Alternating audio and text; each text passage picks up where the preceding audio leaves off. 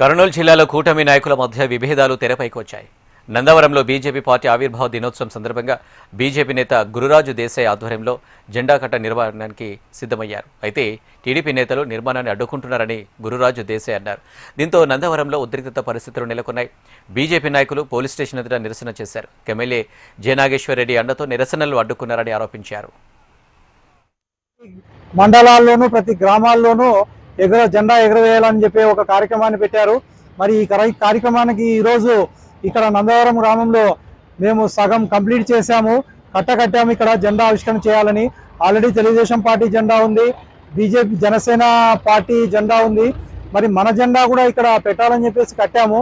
కడితే ఇక్కడ ఉన్న లోకల్ టీడీపీ పార్టీ నాయకులు మన పోలీస్ స్టేషన్కి ఫిర్యాదు ఇవ్వడం జరిగింది. ఇక్కడ జెండా కట్టకూడదు, ఇక్కడ కట్టకూడదు అని చెప్పేసి.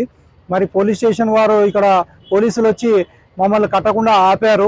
తర్వాత కాంప్రమైజ్ గాని పిలిపించారు. పిలిపించిన తర్వాత పోలీస్ స్టేషన్లోనే దుర్మార్గంగా తెలుగుదేశం నాయకులు కూటమి లేదు, ఏమీ లేదు, ఇక్కడ కట్నిచ్చేది లేదు అని చెప్పేసి చాలా దౌర్జన్యం చేస్తూ మీదకు వచ్చే ప్రయత్నాలు చేస్తున్నారు.